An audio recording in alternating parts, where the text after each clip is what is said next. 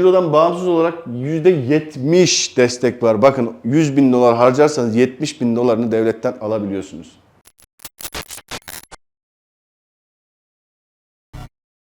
Merhaba dostlar. Şimdi bugün size spontane bir sunum hazırladım. Onu gerçekleştireceğim. Geçenlerde Amerika'da sorunsuz banka hesabı açılışıyla ilgili bir taahhüdüm vardı. Hem onu anlatayım, hem teşvikleri anlatayım, hem Amerika'da ticareti, Amazon'da ticareti, diğer pazar yerlerinde ticareti nasıl başlatırsınız, nasıl büyütürsünüz, bunlara birazcık değineyim istiyorum. Yani bir akış dahilinde götürmeye çalışacağım ama sürçülisan edersem de şimdiden affola. Şimdi biliyorsunuz çok önemli bir teşvik geldi, ihracat teşviği. Bu ihracat teşviği aslında ihracat teşviklerinin bir yavrusu, küçüğü, öyle düşünebilirsiniz. Şimdi nedir bu ihracat teşvikleri? Bizim gibi işletmeler için, kendi markasını satan firmalar için nedir, nasıl yapılır, nasıl bu teşvikten faydalanılır? Bunu anlatacağım. Şimdi bizim iş akışımızda yasal altyapının kurulması aslında 4. 5. adım gibi bir şeydi ama bu teşvikle beraber teşviği alabilmeniz için gerekli kurgu için bunu en başa almamız lazım. Yani ilk önce bu kurguyu yapmamız lazım. Ben 5 yıl önce başladım Amazon'a. Bizimki tesadüfen şöyle oldu. 2014'te ben markamı alırken Türkçe karaktere izin vermediği için İngilizce karakterlerle almıştım. Amerika'ya da 2018'de gittiğimizde o markayı haliyle İngilizce burada da tescilleyelim diyerek almıştık ve bu sayede de şansımız yaver gitti. Diğer taraftan şirket, Amerika'daki şirketin hepsi eşimin üzerineydi. Burada ise parçalı bir şekildeydi. Aynı oranı Amerika'daki şirkette de yaptık geçen sene bu teşvik açıklandıktan sonra. Çünkü şimdi başlıyorum. Şimdi bu teşviklerden faydalanabilmek, Amerika'da ticaret yapabilmek veya ilgili ülkede hiç fark etmez. Ne yapmamız lazım? Şimdi birincisi şirket. Şimdi kanunlar, o şeyler diyor ki şirketiniz ilk önce Türkiye'de, daha sonra Amerika'da kurulmuş olmalı. İkinci aşama ise marka. Şuraya yazalım, pardon. Marka. İlk önce Türkiye'de, sonra Amerika'da alınmış olmalı. Şirketinizin Türkiye'deki ortaklık yapısı neyse Amerika'da da, yani daha doğrusu ortaklık yapısı neyse demeyeyim. Burada %1'e %99 olabilir. Oraya gider %99'a %1 olur. İki ortak toplamda %100'ü sağlıyorsa veya 3 ortak, hiç fark etmez oranları. Burada 3 ortaksa orada da 3 ortak olursa, burada tek kişi ise orada da tek kişi olursa teşviklerden birebir faydalanabilirsiniz. O yüzden Türkiye'deki şirketinizin kurulu olmuş olması lazım. Daha sonra da Amerika'da kurmayacaksınız. Sonra marka konusuna gelelim. Marka konusunda şimdi şöyle bir şey var. Önce Türkiye'de, sonra Amerika'da tescilli olması gerekiyor. Bunun için ilk önce yapmanız gereken şey Türkiye ve US Knockout Search. İlk önce Türkiye'de ve Amerika'da bu markayı alabilir miyim diye araştıracaksınız. İkisinden de okey gelir ise önce Türkiye'den, sonra Amerika'dan markanızı tescillemeniz gerekiyor. Şimdi bu sizin altyapınızı oluşturdu. Bir de bu teşviklerden faydalanabilmeniz için yanlış hatırlamıyorsam değişti ama yine de siz tedbirinizi alın. 3 barkod. Hasan Önal Bey de sağ olsun GS1 ile görüşmüş. E-ihracat yapmak isteyenler için burada bir indirim sağlamış. Bilginiz olsun. GS1, GS1.org olması lazım. TOB içerisinde, TOB himayesinde çalışıyor yanlış bilmiyorsam. Buradan da barkod alacaksınız. Buradan alacağınız barkod EAN 13. Şimdi 13 demek 13 haneli bir sayı. Atıyorum siz 1000 tane alacaksanız size 9 tane mi veriyor? Öyle bir şey. Siz gerisini 4 tanesini tamamlıyorsunuz. İşte 9999'a kadar gidiyor. Böyle bir durum var. EAN 13 barkodunu alacaksınız. Daha sonra da bu barkodlarla ürünlerinizi eşleştireceksiniz. İlerleyen zamanla anlatacağım. Teşviğe başvururken bu barkodları asil numaralarını, Amazon için konuşuyorum, bildirerek başvuruyorsunuz. Şimdi yasal altyapımız bu. Tekrar ediyorum, Türkiye'de şirket, Amerika'da şirket. Daha sonra Türkiye'de marka, Amerika'da marka. Ama bunu sağlayabilmeniz için öncelikle Türkiye'de ve Amerika'da knockout search yaptırıyorsunuz, ürünü araştırtıyorsunuz, markayı araştırtıyorsunuz bir avukata veyahut da marka temsilcisine. İkisinden de okey gelirse ilk önce Türkiye'de başvuruyorsunuz. Bir 5-6 gün sonra da 10 gün sonra da Amerika'da başvurursanız bir probleminiz kalmaz. Amerika'da başvuru için en kolay yöntem aslına bakarsanız Amazon'u hesabınızı açıp oradan bir fake ürün listeliyorsunuz, FBM.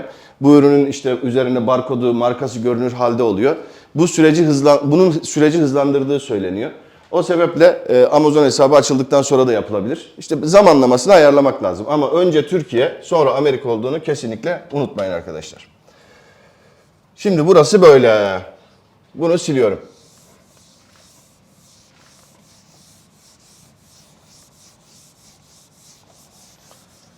Amerika'da, şimdi Türkiye'deki işleri biliyorsunuz. Gelelim ikinci, buranın içerisinden Amerika'da şirket. USA şirket. Şimdi arkadaşlar, yapacağınız ticaretin ölçeğine göre bir muhasebeciyle veya online kurabilirsiniz. Ama benim tavsiyem bir muhasebeciyle gitmenizde fayda var. Çünkü piyasada 50 dolara, 100 dolara, 10 dolara şirket kuran firmalar var. Yani bunu şöyle değerlendirin. Türkiye'de 10 liraya ben şirket kurabilir miyim? Vallahi kurabilirsin. Yani bir şey diyemem ama ne kadar sağlıklı olur? Düşünmek lazım üzerinde. Ben biraz garanticiyim. Orada işi ehline verme taraftarıyım. O yüzden de bir muhasebeci aracılığıyla şirket kurma taraftarıyım. Çünkü aynı zamanda muhasebesini tutturacağım. IRS'ten gelen evrakları orada biriktireceğim. Ve IRS, Amerika'nın vergi dairesi, bankalardan, ne bileyim başka devlet kurumlarından veya özel kuruluşlardan gelen dokümanlar orada biriktiriliyor. Ve benim adıma taranıp gönderiliyor ve dosyalanıyor. Daha sonra da beyan zamanı geldiğinde beyanlarımız yapılıyor. O yüzden Türkiye'de ne yapıyorsak Amerika'da da onu yapmaya özen gösteriyoruz. O zaman ne yapmamız lazım? Bu şirket bir adreste kurulacak. Bir adres temin etmemiz lazım. Şimdi bu adres, şirketin adresi ayrı, mailing adresi ayrı olabilir. Yani o gelen postalarınız farklı yerlere gidebilir. Bilginiz olsun. 2. Şirket kurulumu. Bu şirket adresi. Bir şirket kurulumu. Bu arada ChatGPT'ye sordum Amerika'daki, Türkiye'deki şirket yapılarını kıyaslamalı bana verir misin diye. O da verdi. Gerçekten gayet sağlıklı çalışıyor. Şimdi LLC kurabilirsiniz. Bu yaklaşık 3 hafta sürüyor. Veyahut da Corporation, Corp kurabilirsiniz. Buna Inc. de deniyor. Bu aslında bizim LTD'ye, Limited'e denk geliyor. Bu da AŞ'ye denk geliyor. Bunların üye sayısına göre single veya partnership olabilir. Mesela Amazon hesabı açarken orada sorar, hani LLC'yi seçersiniz, bir de altına geçersiniz C Corp veya S Corp veya C Corp vardır. Orada eğer tek başınızdaysanız single member LLC. Yani tek şahıs üzerine. Ama Amerika'da yanlış anlamadıysam ben, LLC birazcık da tek ortaklık kurulduğu zaman şahıs şirketi gibi de oluyor. Yani bu sayede siz şahsi harcamalarınızı veyahut da işte şirketin kendi giderlerinizi de şirket gideri olarak gösterebiliyorsunuz. Corporate ise bir hafta içerisinde kurulabiliyor. Bunu kurabilmeniz için işte biz ne yapıyoruz? Muhasebecimize ortakların pasaport görüntülerini gönderiyoruz. Son 6 ay içerisinde bitmeyecek vaziyette olması gerekiyor. Daha sonra işte onunla şirket ünvanımızı, bir e-mail adresi, bir de telefon numarası bildiriyoruz. Bununla şirketimizi kuruyor. Tabii ücretini gönderiyoruz. Şirketimiz kuruldu. Şirket kurulumundan sonra USA'de şirket kurulumu bu kadar basit. Ama dediğim gibi burada dikkat edilmesi gereken gerçek bir adreste şirketiniz olsun. Çünkü bankalar size hesap açarken bu adresi kontrol ediyorlar. Yani sanal ofislere falan kolay kolay bir yabancı olarak gidip açamayabilirsiniz. Yani Amerikalı bir vatandaş gidip kolaylıkla sanal ofise kurduğu şirketle, çünkü Social Security Number, bu SSN denilen numarası var onun, bizim vatandaşlık numarası gibi düşünün. O hızlıca açabilirken siz bir yabancı olduğunuz için Amerikan bankasına gittiğinizde sizi daha çok inceliyorlar. Yani şirketinizin adresine bakıyorlar. Gerçek bir adreste mi? Sizin işte ITIN numaranız var mı? İşte Amerikan vatandaşı olmayanların vergi numarası gibi düşünün. Sizi zorlayacak. İşte bir kira sözleşmeniz var mı? İşte banka konusunda açıkçası en kafaya takılan konu bu. Dün de bir olay yaşadık. Amerika'da bir müşterimiz var şu anda. İşte gitmişken banka hesabını da aç dedik. Bank of America alien letter gelmediği için fiziki halde açmıyor. Ama mesela Chase'e gittiğinizde alien letter'ın görüntüsüyle siz hesap açabiliyorsunuz. Burada ihtiyacınız olan şey arkadaşlar, bakın, ilk önce vergi beyanı yapmadan ITIN numarası alamıyorsunuz zaten. Yanlış bilmiyorsam, ben de henüz almadım. Eşimin SSN'i var. Şimdi yapmanız gereken ne? Şirketinizi kuruyorsunuz, ticarete başlıyorsunuz. Vergi dönemi geldiği zaman da gidip ITIN'e randevu alıp bir şekilde alınıyor. Nasıl alındığı hakkında bir fikrim yok. Ama sizin elinizde gerçek adreste bir şirketiniz varsa, buranın da bir kira sözleşmesi varsa, o tweet'e atıfla söylüyorum. Amerika'da şirketiniz var ve şirketinizin bir gerçek adresi var. Onun da bir kira sözleşmesi var ise bankaya gittiğinizde size hızlıca hesabınızı açarlar. Bu hızlıca dediğime bakmayın, Türkiye ile alakası yok. Amerika'da bankacılık hizmetleri felaket manuel, felaket yavaş. Memurdan memura göre bile işlem hızı değişebiliyor veyahut da biri yapıyor, biri yapmıyor. Şubeden şubeye kararlar değişebiliyor. Bazısı açarken bazısı açmıyor. Mesela biz New Jersey'de açamamıştık Bank of America'da bir şahıs hesabı. Ama bizim bir müşterimiz, pilot, oraya gittiği zaman, Boston'a gittiği zaman Boston'da rahatlıkla ilk önce şahıs hesabı açmıştı. Banka artık seni tanıyorum, şirketine de hesap açarım deyip açmıştı. Yapmanız gereken, Amerika'da şirketinizi kuruyorsunuz. Bu şirkette bir kira sözleşmeniz oluyor. Ve Amerika'ya gittiğinizde hesabınızı rahatlıkla açıyorsunuz. Şimdi benim bulduğum başka bir yöntem var. Ama bu biraz politikayla, siyasetle ilişkili bir konu olduğu için burada açıklamayacağım. Daha sonra şu seçim dönemi bir geçsin. Orada da bulduğum bir çözüm var. Hatta buradan da söylüyorum, şu an detaylarına giriyorum, araştırmaya çalışıyorum. Şöyle bir şey yapacağız. Türklerin PayPal kullanmasını sağlayacağız. Bakın, bunu buradan ilk defa söylüyorum. O kadar basit bir yöntem var ki hiç bunlarla da alakası yok. Yani bunlarla alakası yok derken Amerika'ya gitmenize bile gerek kalmadan PayPal hesabını çok gayet güzel, resmi bir şekilde açabileceksiniz. Tabii işte görüşmelerimiz sonuç verirse inşallah verecek. Devam ediyorum. Amerika'da şirketinizi kurdunuz. Artık hazırsınız. Banka hesabınızı açmayı söyledim. Dediğim gibi şu şirket adresi, burada hem şahsınıza hem şirketinize bir kira sözleşmesi düzenler iseniz bankaya gittiğinizde bu adres kanıtı, proof of address mi diyor? Address of proof mu? İşte öyle bir şey. Onu sağlayabildiğiniz için rahatlıkla açabiliyorsunuz. Arkadaşlar, daha önceden Türkler gittiği zaman bir pasaportla banka hesabı açabiliyordu. Ama bazı bilmediğimiz sebeplerden dolayı artık Türkler için bu işi zorlaştırıyorlar. Bilginiz olsun. Şimdi şirketimizi de kurduk.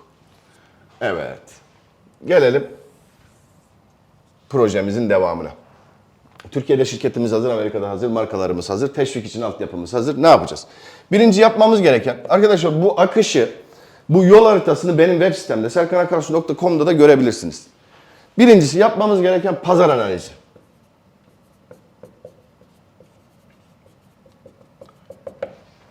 Pazar var mı? O ürünle mi girmeliyiz, girmemeli miyiz? Girdiğimiz zaman rakiplerle kavga ettiğimizde onları dövebilir miyiz, dövemez miyiz? Yani pazardan pay alabilir miyiz, alamaz mıyız? Buna bakıyoruz. Yeterli bir açıklık var mı? Yani spor ayakkabı satacaksınız. İşte Nike satıyor, Under Armour satıyor, Adidas satıyor. Ben de burada spor ayakkabı satacağım derseniz hüsranla sonuçlanabilir. Evet, pazar çok büyük ama size yer yok. Şimdi buradan bunun kararını veriyoruz. Pazar var mı, yok mu? Pazar var ise bu sefer de diyoruz ki yatırım planı yapalım. Yani siz burada bir masraflarınız olacak. İşte lojistik masraflarınız, depolama masraflarınız, reklam masraflarınız, işte orada işlem yaptıracaksanız elleştirme giderleriniz, Amazon'a ürün göndereceksiniz, gümrük vergisi var, işte birçok gider var. Bunları karşılayıp aynı zamanda da sizin bu işi döndürebilecek sermaye yapınız var mı, yok mu? Bu yatırım planı da bize temel olarak iki soruya cevap verecek. Ne zaman, ne kadar ürün artı para. Yani nakit akışını ve stok akışını görmemiz lazım. Çünkü bu öyle bir sistem ki arkadaşlar, cebinizde paranız olabilir ama ürünü devam ettiremezseniz, ürünün devamlılığında sıkıntı olursa, burada şimdi bir parantez açacağım ama gene daha önceden Amazon ekranından tüyolar videomda anlattığım bir konuya değineceğim. Amerika'da coğrafi ranklanma var. Şimdi burada siz eğer içeride stok dışı kalırsanız mağazanızı Amazon aynı yerde bekletmez. Siz giriyorsunuz, para harcıyorsunuz, mağazanızı işte atıyorum varoş, arka bir sokakta açtınız. Yavaş yavaş yavaş büyüttünüz, ana caddeye getirdiniz ama bunların hepsi içeride stok olduğu zaman mümkün. Eğer siz bu gelişte stok dışı kalırsanız ortadan bir yerden geriye dönebilirsiniz. En kötüsü ise ön sayfalara geldiniz, tam satış yapıyorsunuz, para kazanmaya başladınız ve stok dışı kaldınız. Bunlar istenmeyen durumlar. O yüzden içeride her zaman stok bulundurmamız lazım. Bunun sebebi şu, coğrafi sıralama. Türkiye'de, Van'daki bir kişi de, İstanbul'daki bir kişi de bir kelimeyle arama yaptı. Aynı ekranla karşılaşıyor Trendyol'da. Ama Amerika'ya gittiğinizde siz de bunu check edebilirsiniz. Lokasyonunuzu bir New Jersey yapın, bir ürün aratın. Sonra hiçbir şey değiştirmeden o sayfada lokasyonunuzu değiştirip Kaliforniya yapın ve ana sayfadaki ürünlerin değiştiğini göreceksiniz. Çünkü Amazon'un bir taahhüdü var. Amazon diyor ki ben 24 ile 48 saat içerisinde bu ürünü sana teslim edeceğim. Şimdi bunu Amazon'un gücü var. New Jersey'den kaldırıp şeye götürebilir, Kaliforniya'ya götürebilir. Ama New Jersey bölgesinde bulunan bir ürünü önde gösterdiği zaman New Jersey tarafında arayan insanlara haliyle bu taahhüdünü daha ucuza gerçekleştirmiş olur. Neticede Amazon'un amacı size para kazandırmak. Evet ama asıl amacı ne? Kendi para kazanması. Maliyetlerini minimize etmesi. Bu sebeple de müşteriye yakın olan ürünü daha çok gösteriyor. Şimdi siz içeriye ne kadar çok stok gönderebilirseniz ürünleriniz o kadar çok depoya dağılır. Amerika'da Amazon depolarına ve o kadar çok müşteriye görünür olur. Bunu burada clear zannedersem anlaşılır diye düşünüyorum. O yüzden burada ürün miktarımız ve paramız ne zaman ne kadar lazım bu sorulara da cevap vermemiz lazım. Şimdi bana soruyorlar danışmanlık veriyor musun? Ya veriyorum ama bunu yapmayana, bunu yapmayana, bunu yapmayana vermiyorum. Ya çünkü şimdi insanların parasını alacaksınız ve gidip hüsranla sonuçlanacak. Konu sadece Amazon'un ne olduğunu anlatmak değil ki. Arkasında devasa klasik bir ihracat, klasik bir satış, pazarlama var. Bunları bilmeden, bunları görmeden ne kadar para? Ürün karlı görünüyor. Ama gerçekten karlı mı? Bir tane mi satarsak karlı, 500 tane mi satarsak karlı, 1000 tane mi satarsak karlı? Biz o atıyorum 1000 çıktı. Bu 1000'i satabilmek için ne kadar bir reklam bütçesine ihtiyacımız var? Bunları bilmeden yaptığımız girişimler genelde patlar arkadaşlar. Çok net bir şekilde söyleyeyim. O yüzden danışmanlığı nerede veriyoruz biz? Dediğim gibi bunları gerçekten sağlayabilecek sermayesi, üretim gücü olması lazım. Pazar analizi ve yatırım planını yaptıracak ve biz diyeceğiz ki pazar yatırım planından sonra firma bize diyecek ki kardeşim tamam ben bu parayı, bu ürünü sağlayabilirim. Bunları taahhüt edecek. İşte orada atıyorum 4 yıldızın altına düştüğü zaman önemli bir pazar payı kayboluyor. Biz ürünlerimizi her zaman aynı kalite standardında üreteceğiz. Bunları bize taahhüt ederse ben danışmanlık veriyorum. O yüzden bizim 19 tane falan danışmanlığımız var. Yani öyle deli gibi danışmanlık satmıyoruz yani bilginiz olsun. Ya üretici diye benim ısrar etmemin sebebi, o kitleye yönelmemin sebebi bu. Yani sermaye de onlarda, ürün de onlarda, bu işi devam ettirebilecek kabiliyetlerinde onlarda daha çok olduğunu düşünüyorum. Bunun haricinde yani bu private label, kendi markamızı, Türk markamızı götürüp Amerika'da satma projesinden bahsediyoruz. Şimdi bunları da yaptıktan sonra artık geçelim. Paramız var, ürünümüz var. Ne yapacağız? Ürün tasarımı. Ne yapacaksınız? Amerika'dan rakiplerinizin, en iyi satan rakiplerinizin ürünlerini Türkiye'ye getireceksiniz. Siz onun kimyasına bakacaksınız. İçeriğine, muhteviyatına bakacaksınız. Biz de niceliklerine bakacağız, ölçülerine bakacağız, ağırlığına bakacağız. Daha iyi nasıl yapabiliriz? Daha düşük maliyetlerle nasıl kargolarız, nasıl göndeririz? Nasıl depolarız, nasıl elleştiririz? Bunları analiz edeceğiz. Bu optimizasyonları yapacağız. Onunla da yatırım planımız daha da gerçekçi bir hale gelmiş olacak. Ürün tasarımı. Ürünlerimizi tasarladık. Peki hangi üründen ne kadar götürmeliyiz? Yani bir varyasyonlu genelde birçok ürün biliyorsunuz. En kötü ihtimalle adet varyasyonu. Yani birli paket, ikili paket, üçlü paket satıyor. Veya renkleri var veya bedenleri var. Hangi bedenden, hangi renkten ne kadar götürmeliyiz? Bunları tespit etmemiz lazım. Bunun için ne yapmamız lazım? Varyasyon analizi.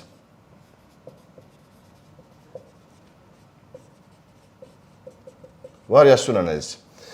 Aynı zamanda bir de yorum analizi yapmamız lazım. Ürünümüzü tasarlarken, pardon şuraya söyleyeyim. Şuraya koyalım. Artı yorum analizi. Size şimdi burada çok süper bir bilgi vereyim. Rakibinizin linkini alıyorsunuz. Google Bar'da götürüp yapıştırıyorsunuz. Diyorsunuz ki buradaki müşteri yorumlarını analiz et. Yani bu kadar kısacık bir promptla anlatayım. Daha detaylı yazarsanız daha detaylı sonuçlar alırsınız. ve size insanların nelerden mutlu, nelerden mutsuz olduğunu, yorum dağılımını, yıldız dağılımını her şeyi getiriyor. 30 saniye sürmüyor arkadaşlar, müthiş bir şey. Biz bunun için onlarca stajyer çalıştırdığımı biliyorum. Yani bir halı için 6-7 bin tane yorum okutmuştuk. Hiç yoksa 8-10 tane stajyer mühendis arkadaş oturup o yorumları okurmuş, kategorize etmiş, analiz etmiştik biz. Şimdi ise bu iş çok daha basit. Yani kullanana faydası var. Ürün tasarımımızda bu yorum analizini yapmamız lazım ki ürünümüzde neler olsun, neler olmasın. Bunlara bakalım. Varyasyon analizimizde hangi ölçüden ne kadar götürmeliyiz? Atıyorum bir konteyner götüreceğiz. Bu konteyneri ne oranda dolduracağız? Hangi üründen ne kadar koyacağız? Bunlara bakacağız. Bunlar da bitti. 5. Üretim. Üretimde tasarladığımız ürün yapılıyor mu? Bir kontrol etmemiz lazım. İkincisi sevkiyat. İşte bu sevkiyat gerçekleşmeden önce şu ürün barkod eşleşmesinin çok iyi bir şekilde tablolaştırılıp her zaman elimizin altında olması gerekiyor. Çünkü ürün buradan çıktıktan sonra sadece bunu tanıyacak olan sadece lazerler. Eğer bir elleştirme yaptırmayacaksanız, ekstra bir operasyon yaptırmayacaksanız. O yüzden ürünle barkod eşleşmesini mükemmel bir şekilde yapıp kaydetmeniz gerekiyor. Üretimimizi yaptık, kontrol ettik, sevkiyata geçtik. Sevkiyatımızı yapıyoruz. Sevkiyatımızda daha çok hacimli ürünler ise, katma değeri düşük, kilo fiyatı düşük ise deniz yolu. Yok, katma değeri yüksek, küçük fakat yani yükte hafif, pahada ağır ürünler ise de hava yoluyla göndereceğiz. Deniz yoluyla göndermeden önce ihracat yapacağınız için Amerika'daki şirketinizin bond belgesi alması lazım. Bond, Amerika gümrük sistemine kayıt işlemi. Bunu senelik de alabilirsiniz, operasyon başına da alabilirsiniz. Senede 4 defadan fazla, 4 ve daha üstünde yapacaksanız ihracatı, bondu yıllık almanızda fayda var. Veyahut da dediğim gibi operasyon başına 200 dolar, 300 dolar gibi maliyeti vardı yanlış bilmiyorsam. Buradaki en önemli konu bu arkadaşlar. Bunu herkesin not etmesi lazım. İkinci konu, ürün Türkiye'den çıkmadan önce ISF diye bir, yanlış hatırlamıyorsam, belge var. Bunun da doldurulup Amerika'ya bildirilmesi gerekiyor. Yani konteynerin kapağı kapanmadan, bilginiz olsun. 2 tane trik var. Bunlar ceza yemenizi veya işte ürününüzün limana gittiğinde karşılanmasında bir sıkıntı yaşanmaması için bunları kesinlikle yapmanız lazım. Gönderdik. Gönderirken şuna dikkat edin arkadaşlar. Amerika'daki yani taşıyıcı firma Amerika'daki kara nakliyesini de sağlayabiliyor olsun. Bakın çok önemli. Amerika'da biz 350 dolara limandan depoya malı gönderiyorduk. Bugün 1050 dolar. Çünkü kamyon yok, kamyoncu yok. Böyle sıkıntılar var ve ciddi bir enflasyon oldu. 350 dolarlık kara nakliyesi 1050 dolara çıktı bizim için. Yani New Jersey limanından işte Wayne'deki depoya böyle bir ücret artışı oldu. Lütfen o taşıyıcı lojistik firmasına Amerika kara nakliyesini de dahil edin. Yani door to door yapın. Bakın uğraşmayın. Amerika'da siz bunu eğer ben ucuza götüreceğim 200-300 dolar aşağısında buldum derseniz, kara nakliyesini organize edin derseniz edemeyebilirsiniz. Orada bir ay ürününüz kaldığı zaman limanda çok ciddi zarar edersiniz. O sebeple muhakkak kara nakliyesi dahil door to door anlaşın forwarder firmayla. Devam ediyorum. Ürünlerimizi gönderdik. Ürünlerimiz Amerika'da bir ara depoya gidiyor. Şimdi bu ara depo 2 tane işlevi var. Bir tanesi ürünlerimizi hazırlayıp Amazon'a göndermesi. Bir tanesi de ürünlerimizi müşterimize göndermesi. Şurayı atladım arkadaşlar, özür dilerim. Bu gönderi de bir konu daha var, çok önemli. Şimdi işte teşvikten faydalanabilmeniz için.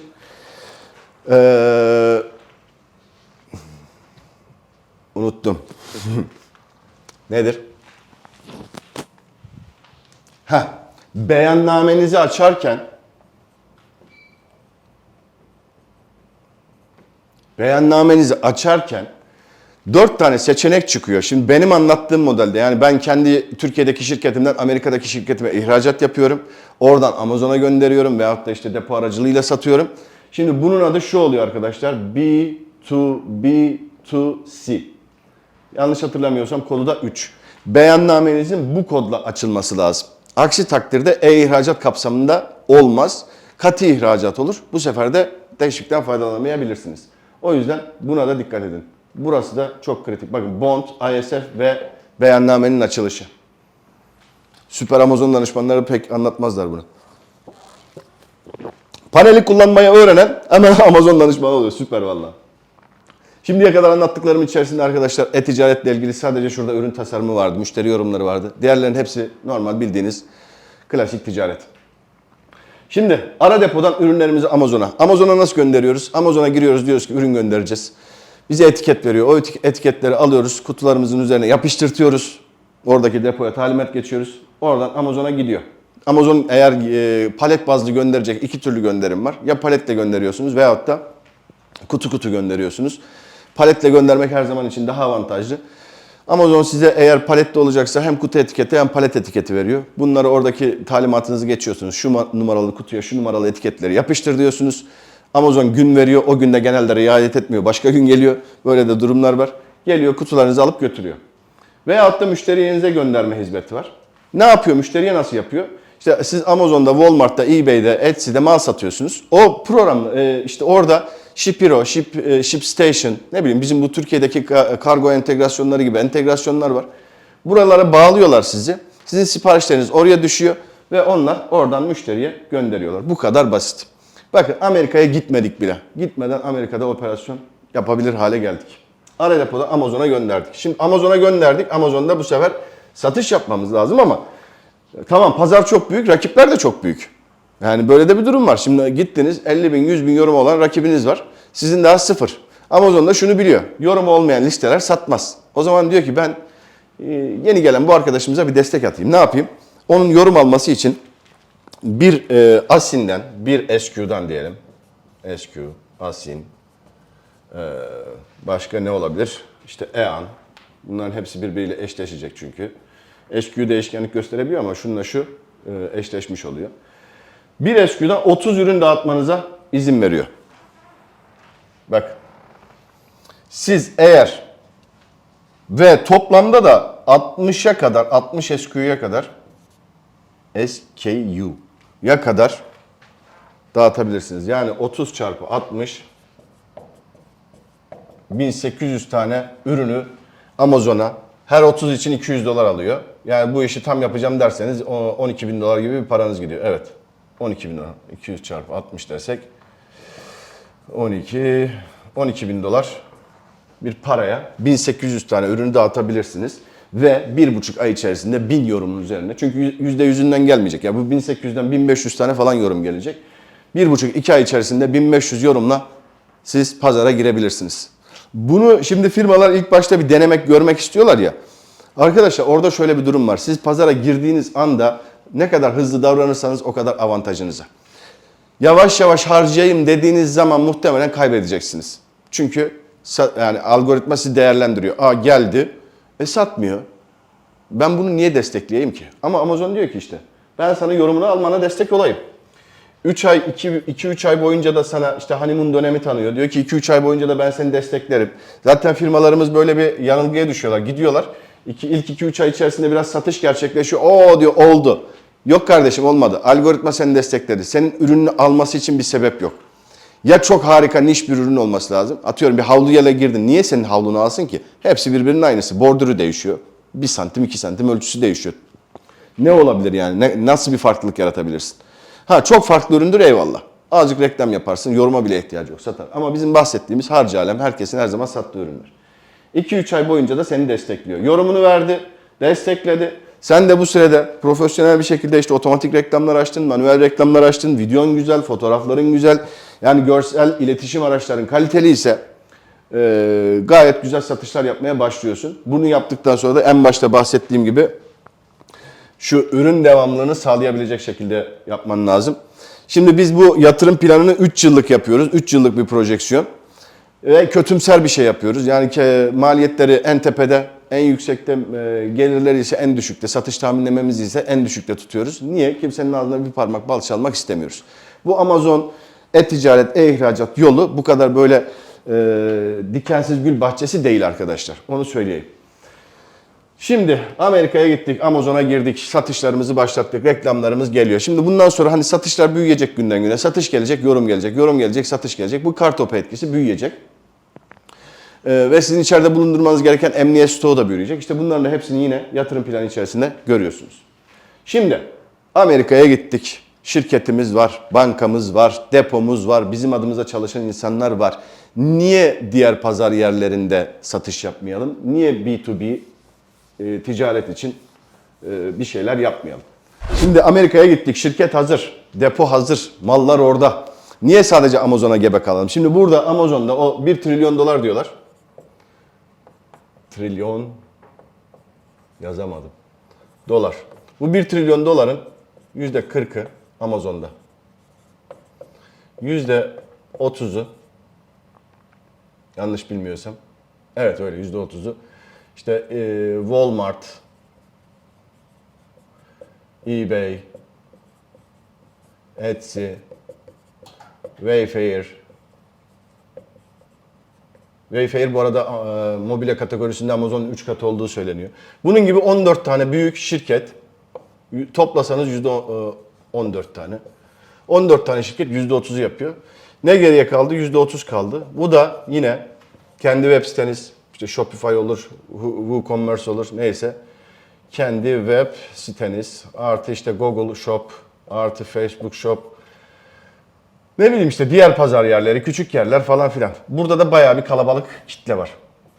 Şimdi burayı tamam hallettik ama geriye de %60'lık bir pazar var. Neden oralarda da var olmayalım? Onları da yapabiliriz. Bu sefer şimdi zaten siz, aklıma gelenleri yazacağım. Walmart, bakın Amerika'da şirket kurmanın bir faydası. Walmart'ta Amerikan şirketiyseniz çok daha rahat, çok daha hızlı bir şekilde bunu kurabiliyorsunuz. İşte eBay. Bu arada arkadaşlar ben eBay'de, Walmart'ta, Amazon'da koyduğum fiyatların 2 katını koyuyorum. Off the record diyeceğim de record edeyim. Bunları ve satıyor enteresan bir şekilde. Hani oralara bir masraf da yapmıyorum. Kendi kendine satan yerler. eBay var. Sonra ne var? Mesela Home Depot var. Mesela teknik bir ürün satıyorsanız buraya da girebilirsiniz. Bağ bahçe elemanları satıyorsanız buraya da girebilirsiniz. Ondan sonra ne var mesela? Office Depot var. Değil mi? Böyle bir sürü yer var. İşte tekstille ilgili yerler var. İşte ne bileyim Target var. Birçok satabileceğiniz zincir mağaza ve onların web siteleri var. Bunların da hepsinde yer alabilirsiniz. Çünkü niye? Dediğim gibi sizin adınıza orada bir depo var ve bunu yapıyor. Bir de hatta şeyi de söyleyeyim ben size. Benim referansımla indirim de alabilirsiniz. Bizim çalıştığımız U-Parcel. Şimdi biz orada onu da söyleyeyim. AJ, Adana Jandarma, WW. AJ Worldwide. Bu bizim işte Türkiye'den USA'ya bütün door to door DDP taşımamızı yapıyor. Depoya ürünleri koyuyor. AJ'nin kendi deposuna.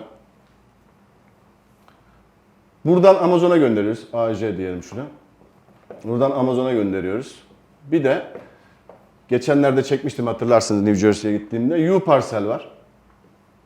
Bunların da reklamı gibi oldu ama vallahi artık yıllarda çalışa çalışa kardeş gibi olduk. Yani şuradaki elemanlar beni çok iyi tanırlar. Oradaki Hintli çocuklar falan, buradaki Türk çocuklar. AJ'den buraya çekiyoruz bir kısım malımızı. Buradan da işte şu bahsettiğim bütün pazar yerlerine satış yapıyoruz. Bu kadar. Yani niye yapmayasınız? Anlatabiliyor muyum demek istediğim? Ondan sonra tabii ki her pazar yerinin kendi özel durumu var. Her pazar yerinin listesini tek tek açmanız lazım arkadaşlar. Yani şöyle bir entegrasyonu kabul etmiyorum ben. Kargoda okey. Siparişler geldiği zaman bir noktada birleşsin, bir noktadan gönderilsin. Buna okeyim. Ama bir noktadan bir entegrasyonla işte Walmart'a, Amazon'a, eBay'e ürün yükleyeyim kesinlikle hayır. Her birinin algoritması farklı, kuralları farklı. Ona da uygun davranmanız lazım. Bunları lütfen dikkat edin. Diyeyim, bitireyim. Yani bence aklıma gelen başka bir şey var mı? Bir daha düşünüyorum. Dediğim gibi Amerika'da şirketinizi kuruyorsunuz, markanızı alıyorsunuz, teşviğe hazırsınız. Teşvikten bir daha bahsedelim. Ne teşviği veriyor devletimiz? O da netleştirelim. Şimdi Amerika hedef ülke arkadaşlar. Normalde %50 olarak açıklanan oran Amerika'da artı 20 puanla %70 oluyor. Geldik zurnanın zırt dediği yere. Çok önemli bir bilgi vereceğim burada size. Pardon. Bakın iyi oldu bu konuya girdiğimiz. Şimdi ihracat destekleri var. E-ihracat destekleri var. Şimdi e-ihracat desteklerinde Amazon 3 tane destekten biz onay aldık. Nedir bunlar mesela? İşte tanıtım giderleri, işte FBA diyelim. Bu fulfillment, sipariş karşılama hizmetleri, bir de komisyon. Şimdi komisyon yok arkadaşlar Amerika'da. Bu daha çok böyle gümrük vergisinin yüksek olduğu Brezilya gibi ülkeler için. Üçüne de onayımız var ama bundan teşvikten faydalanamıyoruz. Tanıtımda yani PPC reklamları, Amazon içi reklamlar. Ne yapıyor? O Vine'a da destek var bu arada arkadaşlar. Ondan sonra ne yapıyor? Diyor ki cironun %20'sinin %70'i. Yani bu 70 şu oluyor aslında 50 artı 20. Başka bir yerde niye 70 değil derseniz. Bu da ne yapar arkadaşlar? Ciro'nun %14'ü yapıyor. Sonra yine Ciro'nun %10'unun %70'i. Bu da PPC ile ilgili. Bu da %7'si yapıyor. %21 cironuzdan teşvik alabiliyorsunuz. Başvuruyorsunuz. Kabul edilirse önümüzdeki 3 aylık dönemde çeyrekler halinde devlet bunu böyle kararlaştırmış. Harcamalarınızı yapıyorsunuz, satışınızı yapıyorsunuz. Sonra da teşviğiniz, ben bunları harcadım diyorsunuz. İşte burada İhracatçılar Birliği kontrol ediyor ve size teşviğinizi veriyorlar. Şimdi şöyle düşünün. Siz bakın bir pazarhanenizi falan 1'e 5x ile sattığınız bir ürün olduğunu düşünün. İşte 1 liraya mal edip 1 dolara mal edip 5 dolara sattığınız bir ürün var ise tabii ki şeyden bahsediyorum. Zaten devlet sizin malın bedelini veriyor gibi bir durum oluşuyor. Bu teşvik, yani bu teşviğin amacı zaten insanlar ihracat yapsınlar, ihracat yapsınlar diye çıkan bir şey. Bu çok önemli bir teşvik. Diğer taraftan ihracat teşvikleri içerisinde bir tanıtım desteğimiz var. Bakın bu tanıtım desteği sizin Amerika'da veya ilgili ülkede yaptığınız Google reklamları, Facebook reklamları, işte ne bileyim diğer TikTok reklamı hepsinde teşvik var. Bu tanıtımı siz Amerika'da yaptığınızda Amazon'a trafik çekerseniz size eğer satış gerçekleşirse buradaki bu tanıtımda yalnız arkadaşlar cirodan bağımsız olarak %70 destek var. Bakın 100 bin dolar harcarsanız 70 bin dolarını devletten alabiliyorsunuz. Şimdi bunu aldınız. 10 bin dolar harcadınız. 7 bin dolarını teşvik olarak aldınız. Siz eğer bu trafiği Amazon'a çeker, buradan da satış gerçekleştirirseniz, kendi ürününüzden olursa %10 cirodan, başkasının ürününden olursa %5, yani siz çektiniz sizin sayfanız ama size ürününüzü almadı, rakibinizin ürününü aldı. %5 Amazon satış üzerinden size bonus veriyor. Bu nasıl? Şaka gibi. Bakın buradan %70 al. Eğer şuradaki %10, buradaki %30'dan büyük ise reklam açıp para kazanmış, sadece reklamdan bile para kazanmış gibi bir durum oluşuyor. Yaptığınız satıştan kazandığınız kar da cabas. Bunları yapın arkadaşlar. Bununla siz, şununla o bahsettiğim işte diğer kendi web sitenize, kendi diğer pazar yerlerindeki yerlere trafik çekebilirsiniz. Mesela Etsy'de çok büyük problem. İnsanlar diyor ki biz nasıl işte Etsy'de reklam açamıyoruz. İşte bu teşvikle dışarıdan trafik çekebilirsiniz. Bir konu daha geldi aklıma. Şimdi bakın arkadaşlar, biz burada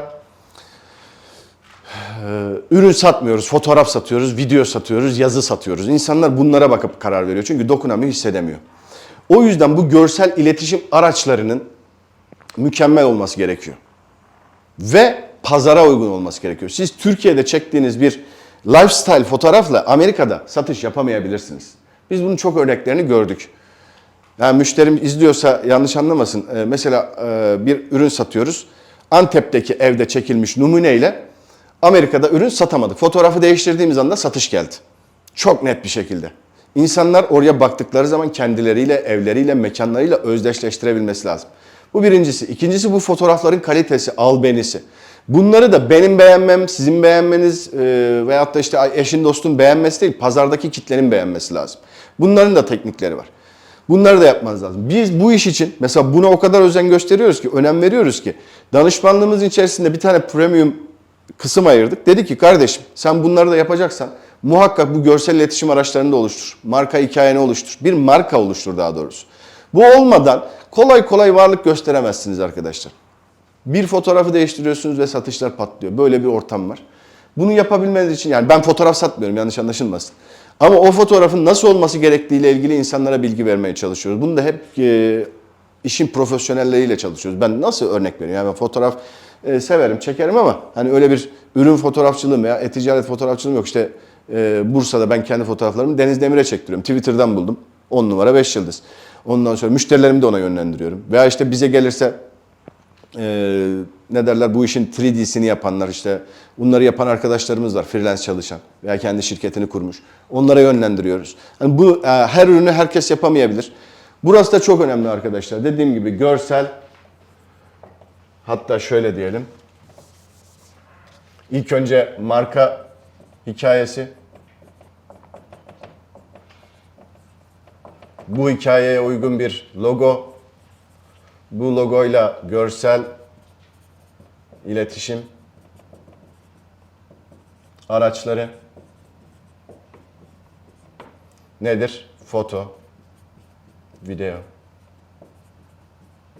grafik, bilmiyorum.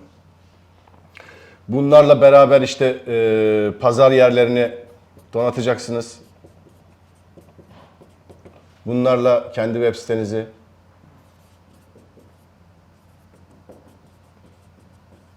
işte sosyal medya hesaplarınızı,